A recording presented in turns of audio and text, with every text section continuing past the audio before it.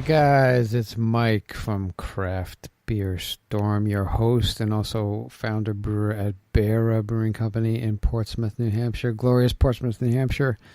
Today we have Amber Lambke of Maine Grains. She's the founder and CEO, and she's up in Skowhegan, Maine. It's like smack in the middle of Maine.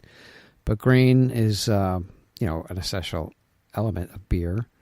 And this is just another spin on what goes into beer and how we can appreciate what goes into beer and how it's made and grown, and a lot of good information from Amber. So let's get to it. Hey, we're here with Amber of Maine Grains. How are you doing, Amber? Great. Thanks, Michael. Hey, thanks for coming on the show. It's been a long time. I've been trying to get you on the show for a long time. And you've had a lot of things to do. You were with Martha Stewart. Unbelievable. How did that happen anyway? How did Martha Stewart happen? Oh, I had the opportunity to go down to Martha's studio back in September in order to record an episode with her on oats. She heard about our mill through a baker in the Boston area and invited us to come down and be part of the show. That's awesome. And she makes I see the cookies on there. I see the giant cowboy cookies on the website, which is great. They look really good. Maybe we can trade some beer for cookies. We'll try to do that. Absolutely. Yeah. But listen, I just wanted to get your story, how you got started. Maine Grains. You're in Skowhegan, Maine. We're in Skowhegan, Maine, which is smack dab in the middle of the state. It is. We say about an hour from the coast and an hour from the mountains. It's a beautiful place to live. Wow, look, it's up there, yeah. So, how'd you get started with the grains? Was this your first business, or I know you did a Kickstarter as well, and you raised some money to start it up. But maybe you can go into that for us. Sure. It's kind of a roundabout path for me. I grew up in Brunswick, Maine, and I went away to college to become a speech and language therapist, and I moved back to Portland and was doing that for about 10 years when I met my husband, and he was a family doctor here in Skowhegan and enjoyed practicing in a small town where he could practice his full scope of medicine here. So we moved here in 2001 at a time when Skowhegan was starting to focus on revitalizing its downtown, which had fallen into disrepair, and we were lacking job opportunities here due to the loss of wood product industry mills and shoe mills that used to be here at a time when this town was thriving. So I became involved in some of the volunteer efforts in our downtown, including helping to expand our farmers market and help that be successful and attract attention to the downtown. And in that process, I became familiar with agriculture as a real asset that we have up here in central Maine. And part of that, part of our history had been grains. And so in 2007, I was part of a grassroots group to put together a conference that would spur conversations between farmers about growing grains and bakers and brewers and millers that would all use them. And that event was called the Kneading Conference, KNEAD. Mm-hmm. It has gone on to become a successful annual event over the last 12 years. And through that gathering of folks, we now attract actually a worldwide audience for the Kneading Conference. And it's helped us advance our conversations about how to grow more grains again in Maine. Many people don't know that we actually grew a lot of grains in Maine at one time. We like to say that during the time of the Civil War, Maine really fed the troops, and the bread was made from grains coming out of Maine. Somerset County, where I'm located, in 1837 grew an astronomical figure, something like 239,000 bushels of wheat. Wow. A bushel is about 60 pounds, and so at 60 pounds to the bushel, that's enough to feed over 100,000 people in a county that is half that number now. So it was those early conversations and being involved in forming this Kneading Conference that led me to see that it was really the lack of infrastructure for cleaning and milling and preparing grains for market that was a pinch point for getting grains started again in Maine. So a business partner and I put together a business plan and jumped on the opportunity of an old Victorian jailhouse that was coming up for sale in our downtown in order to purchase it and start a mill. Wow. So,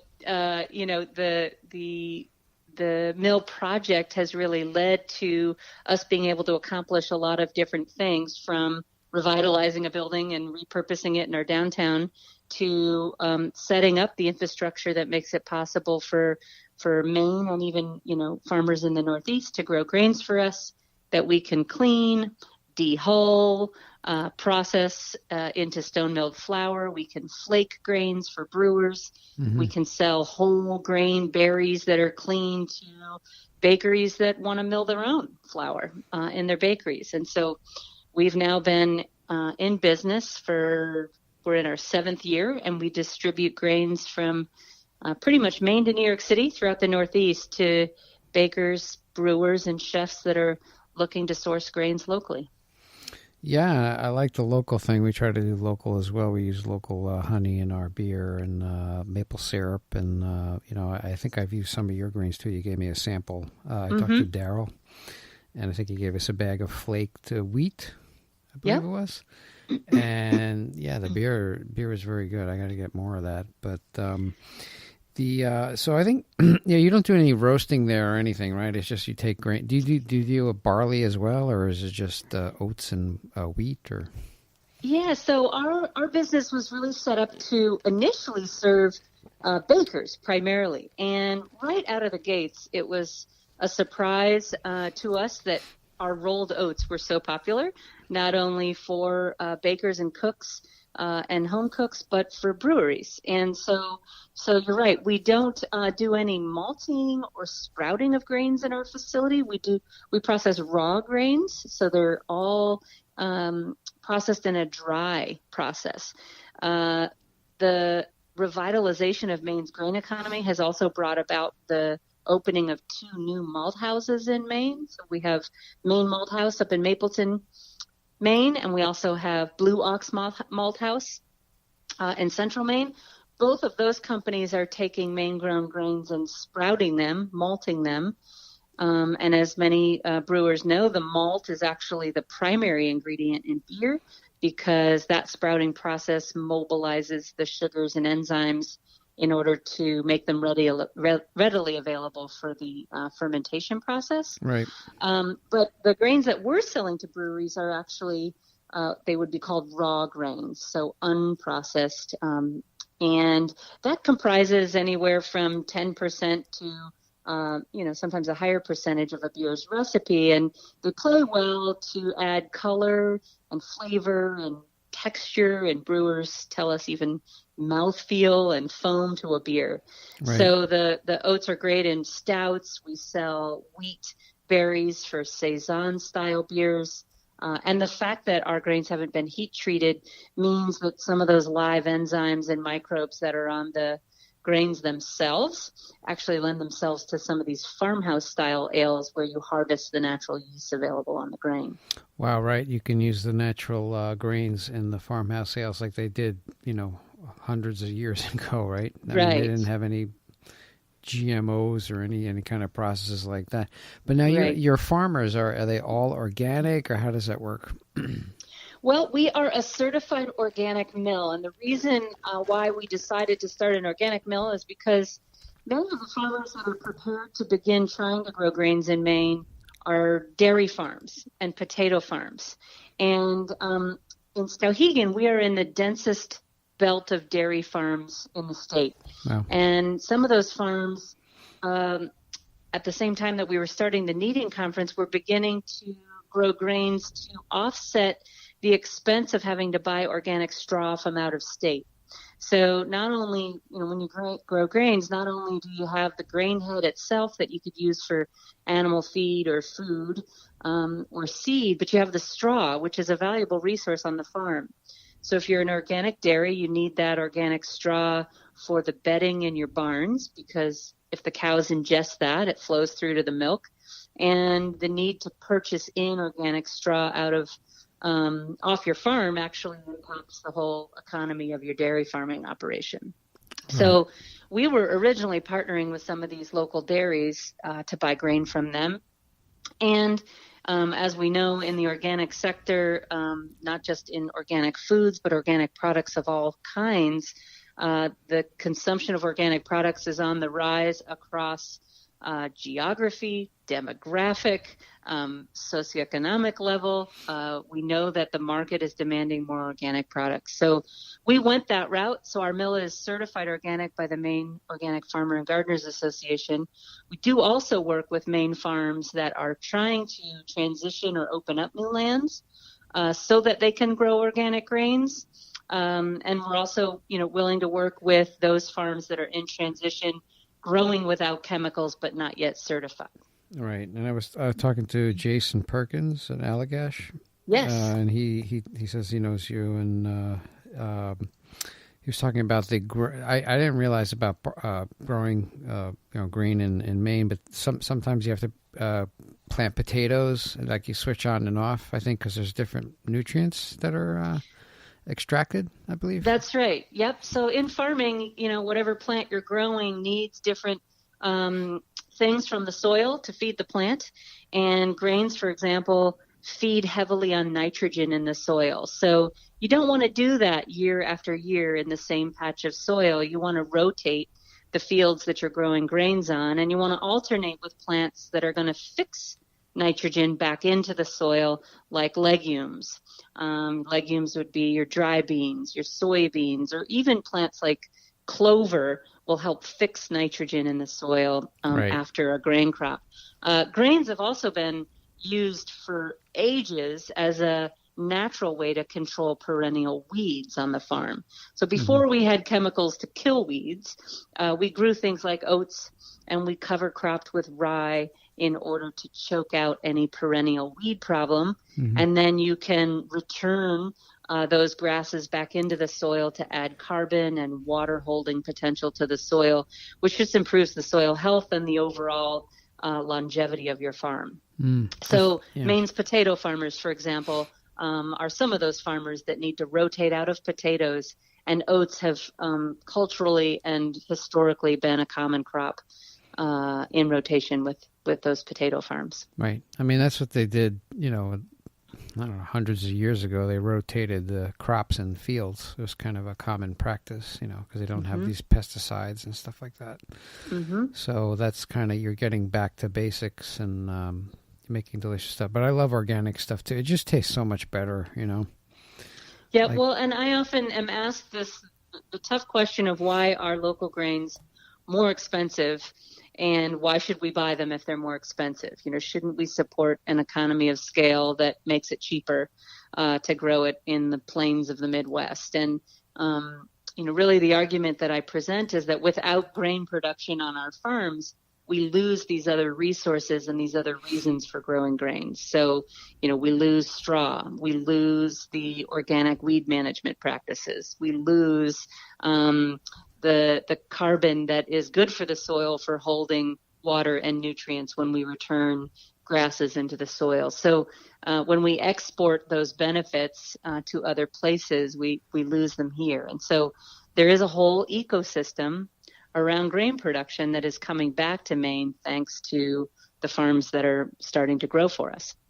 Right. Yeah. You should buy local as well. I mean, that's what we kind of try to push, buying local and supporting your local community and local farmers. I mean, why do you want to buy from somebody, you don't know who these people are. They could be even from China or something like that. There's nothing wrong with China. See, this is the part where I get in trouble. Nothing wrong with China. We love Chinese people. But, buy local, and just support local farmers. And you know what? It's better if pay a little more. You'll know what you're getting. It's organic stuff, and that's why we try to produce and push local. Especially local brewers. Yeah. The other thing that matters to me, and I think one of the primary reasons I'm involved in this business at this point is, it's a community building exercise to keep your dollars in the local community however you can. And in this example, it's through agriculture and the useful the benefits of grain in bread and beer, and that whole economy spurs new bakeries in your community. It spurs new breweries in your community. Even at the mill, there's this ecosystem that develops around our mill where we are selling food grade products to certain markets, and then we have feed grade products that go to our friends and neighbors so that they can raise their backyard chickens and their sheep. And then there's a compost grade byproduct, the oat hulls and the dust and those kinds of things that are removed in our process. Those are even useful. So we sell oat hulls to a company that uses them as a medium for growing mushrooms commercially. Wow. We also sell those oat hulls to a composting company that turns them into potting soil for farmers and gardeners. So, watching how the benefits trickle out into the community is really valuable.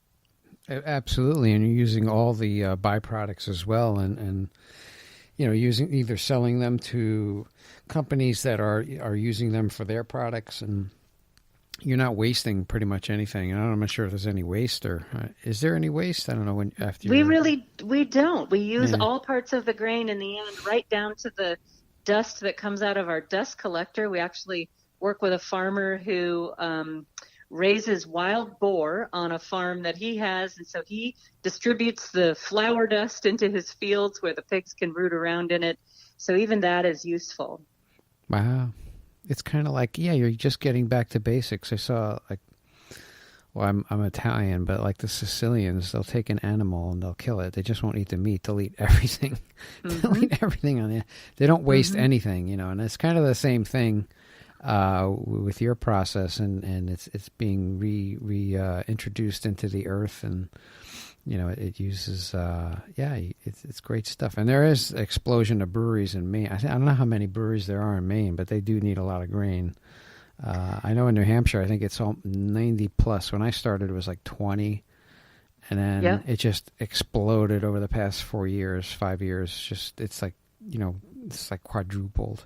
And Maine is the same way. I mean, I think there's over 100. I think there's close to 200. I'm not sure, but they do need grain. It's well over at least 135 or so the last time I heard a figure. But yes, it's been growing quite a bit. And for our mill, breweries have turned into about 10% of our business, which is substantial. And we sell to about 45 of the different craft breweries in Maine. It seems to be, and maybe you can speak to this, but it seems to be a new realization for breweries that even grains can be a locally sourced product. So, for a while it's been really hot that you even have a craft brewery in your town. And now that craft brewery can actually source some of its ingredients from a local farm or a local mill is really fun. Kind of that's the age we're in. Yeah, it's everything's trending toward hyper local, and you see it in the brewing industry and the beer industry. A lot of the breweries that wanted to go national or even regional, they're in trouble because a lot of people are just flocking to their local brewery. They're aware of it, and they love the fact that they're supporting their community and they use local products, and it's just great. I think you know where it's coming from. You want to support people, and everybody supports each other in the community. So I think it's fantastic. Yeah. So that's the value of adding local ingredients to beer. And I know I have a lot of. I mean, I guess you met a lot of brewers. And have they suggested any challenges that they're facing, or? I know that you're supplying a great product to them in terms of what they're going through. Well, I think there are some different challenges. It is a growing market. It's hard to tell when we'll hit that ceiling of breweries in Maine, and purchasing local grains is, as I said previously, it is more expensive. It's a different economy of scale here in the Northeast to grow grains than it is in the Midwest. So for brewers that are used to buying cheaper grain, that can be tough to swallow. And there are brewers that are certainly figuring it out for sure. And breweries like Allagash that are making a pledge to do more and more by way of local grain purchasing, to hit a goal of 1 million pounds of Maine grown grain by 2020, I think is their goal. That gives back to the farming community that is supporting Maine. And so for a lot of reasons, that's important to breweries. But, for some that are getting started, those cost differences are real and important. And so I think we're starting to see folks organize around potential legislation and bills that could incentivize breweries to purchase from local farms. Yeah. New York State has had a lot of success supporting area farms with legislation that rewards their breweries with local purchasing. Right. So that would be one thing coming down the pike to watch that will be interesting. I think other challenges just have to do with the sheer process that a brewery is set up to accomplish. So our mill can, as I said, clean or flake or grind grains for breweries. Not all breweries are set up to grind whole berries into a mash. And so having them prepared in the way that is best for their process and their equipment is something that requires finding that good match. And so that can be a challenge.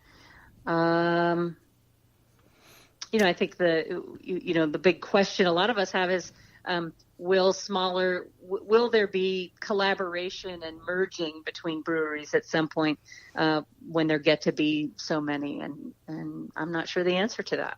Yeah, there's just a lot of breweries out there, but it's all good beer. Maine has great beer.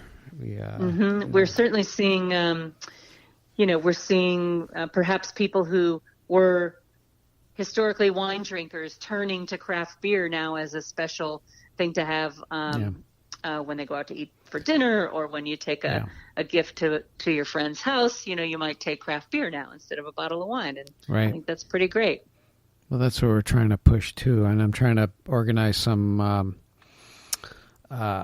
weekends, craft beer weekends, where we bring everybody in, put them in a hotel, and then we have brewers come in, let them sample their beers, talk about the beer, and then we'd bring them around to different breweries, and then we have like a food pairing, kind of have a local chef, and instead of wine taking all the credit, we got great beer, and there's not just like one type of beer. There's like, we do every Wednesday we do a show on the Great American Beer Festival. There's a listing that they have for entries for 102 different type of styles of beer, which have subcategories too. Which some of these are really complex, interesting. Allagash makes a lot of great stuff that's very complex, and a lot of fruit goes into it, and certain types of yeast. But there is. Well, I think the innovation in brewing right now is just really fun to watch, and brewers are an incredibly collaborative bunch who support each other and do a lot together to innovate. So that's been really fun. Even at our mill, we have a cafe now called the Miller's Table that operates out of our old renovated jail building. And we're now featuring many of the beers that contain our grains in the cafe, which, like I said, we're selling to over 45 breweries in Maine now. So we've got quite a selection of beer, and I think one of the most extensive beer choices in central Maine. So that's been really, really fun. Wow. And then you serve beer at your facility as well. What do you have, like a pub or something? Or yeah, in the cafe. We've got a cafe that occupies the former maintenance garage of the jail. And we renovated the exercise yard of the jail into a landscaped courtyard dining. So it's pretty special. It's a unique experience. And actually, there's an article about the Miller's Table Cafe in our building in Down East Magazine right now. Yeah, and you've been featured in like New York Times, Smithsonian, the Boston Chronicle. You're with Martha. That was interesting. Yeah. But now you did a Kickstarter as well. You raised some funding, I think, because we did a Kickstarter too. But I think you raised like $30,000 or something. Yeah, we raised $35,000 on Kickstarter several years ago as part of our fundraising strategy to get the building renovated. At this point, we're 7 years in business, and we've accessed every type of funding you can imagine: loans, grants, equity. What you but explained at the time, sounds pretty expensive. I'm like, wow, renovating this and doing that, and it's an old jailhouse. It probably was it was like bad disrepair or whatever. Cutting concrete is very expensive. Oh, I did it myself. Well, I did it with somebody here, but it's a life-changing event. It's unbelievable. Yeah. But, the Kickstarter platform was really a fun way to engage our local community that might not have had thousands of dollars to give us, but certainly had some money to support the project. And so I'm really glad we did it. It was a great way to mobilize local support. Yeah, it is. It's a great way, to bring people out, and they're part of it. They contribute some funds, and you're doing something good for the community. Mm-hmm, so it's a great opportunity. And so winding down, I appreciate you being on the podcast. Is there any final thoughts you have about buying local and supporting your local businesses?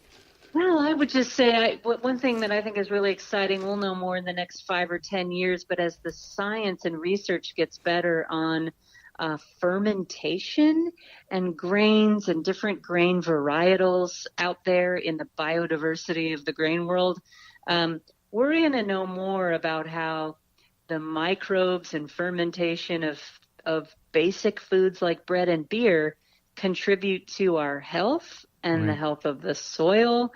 So I think there's great science coming that is going to tie all of this together, and I think in a way that really community building around grains really is happening, not only for relationships but also for good health. Oh, so I just sparked something. Gluten. Do you do anything like gluten-free or? We do process 3 grains that are naturally non-glutinous. So we process corn, we process buckwheat, and we process oats. And all of those 3 naturally don't have gluten. Now, they're produced in a facility that also produces glutinous grains like wheat, so it's hard to make sure that there is no dust contamination or whatnot. But we do have folks avoiding gluten who purchase those grains in order to make them work in their diets. And they're okay. Yep. Yeah. Because people come in and say, you have any gluten-free stuff? I'm like, no, we like gluten. We're carnivores. Right. Sorry, right. But it's okay. But so how can people find you, I guess, if they wanted to, shoot you an email or something or visit your website? Sure. We're at maingrains.com, and our contact information is there. I'm often asked, where can we buy your grains? And I tell folks that we are distributed all throughout the Northeast, so folks can go to their favorite natural food store or market and ask for our grains, and we should be able to get them there.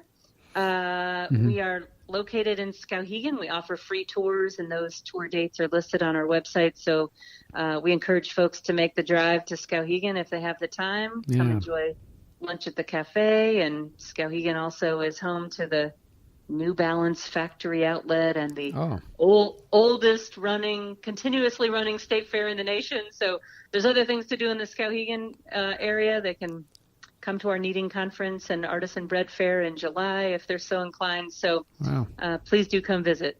Sounds cool. I got to get up there. I don't know. There's a lot of places I got to go, but you're closer. Yeah. But we got to make it. But I appreciate you taking the time out. It's been hard to get a hold of you, but I know you're a busy woman, and I appreciate you coming on the podcast and sharing your knowledge with everybody.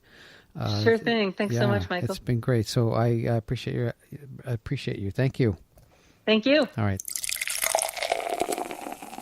Yeah, that was Amber, the founder and CEO of Maine Grains, doing a lot of good stuff in Maine. I really didn't realize how much barley's made in Maine, and she's mentioning, like in the Civil War, is like the major supplier of barley to troops. So a lot of good land up in Maine, and a lot of processes that she kind of resurrected from a town and bought an old jail and turn it into something positive. And a lot of these towns are being resurrected around New England. It's fantastic, old decrepit buildings. I mean, they're very strong, and they can be used. So people are just gutting them and turning them into residences and restaurants, and it's great for the community, and the whole thing about local, trying to keep everything local, is fantastic. Helping local businesses, and providing, just it's the circle, right? The circle of life, I guess, in locally, and Maine Grains supplies a lot of grain to brewers in Maine, and also for bread bakers, and they're expanding around the Northeast, which is fantastic. So we used their flaked wheat in our double IPA, which is very good. Feck it. And I got to get more. So they're doing a great job. So if you like what you're hearing, you like our podcast, I'm hoping that you can go onto iTunes. Just do me one favor. It takes 2 minutes. Go onto iTunes. Leave us a rating. Leave us a review. We bring this to you 3 times a week. And I don't ask anything else of you. Just please go on, give us a rating and review. That way we get up in the rankings.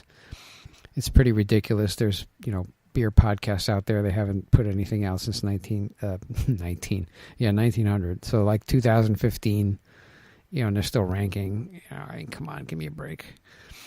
So go out there and let's update that thing.